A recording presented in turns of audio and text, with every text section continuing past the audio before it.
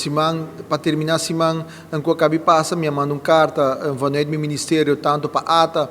AHATA e também ATSA, dus Aruba Tourism Authority, e também Aruba Timeshare Association, e AHATA hay carta para explicar nang kiko ta e passo nang kunos tava tomando e passo nang kunos tabay tuma, no momento nang aqui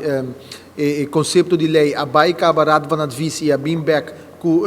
advies di Raad van Advies. 2 dias passados, deu a entregar back a contestação que estava necessário na DWIZ, para que na lei por cá na sua caminho e chega ao Parlamento, nós está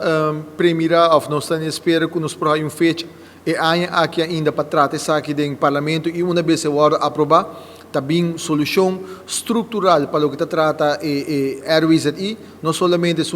na Bubali, mas também na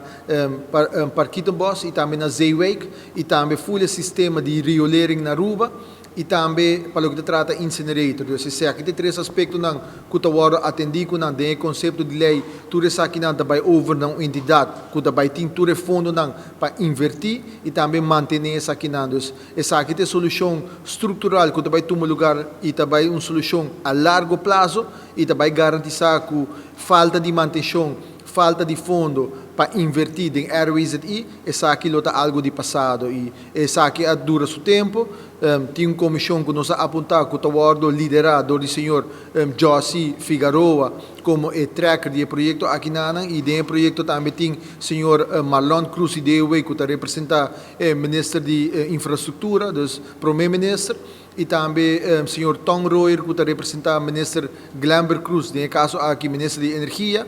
E nós estamos premirar que uma vez a lei aqui vai aprovar, esse aí vai garantir que também tem fundo não para fazer inversão e maneira mais bisa acaba manutenção também está algo que também tem fundo não também para fazer isso aqui continuamente e nunca mais a Aruba mestre passa de caso que nós está passando, pero se nós por fazer hope no momento na aqui problema não que nós está encontrado em RWZI, Bubali e também que o sistema de riolering tem de haver também que ainda companhia não tá manda azeite de inglês não chama sagi fog, dus fat, oil e grease de sistema de riolering e essa aqui também tá cria problema com o hopi viaja e motor não tá stop de trabalho motivo que não tá pega dor de essa aqui e essa aqui também nós está conscientizando tour que tá fazendo isso aqui para não também por cambiar na manejo e evitar que isso aqui tá vir problema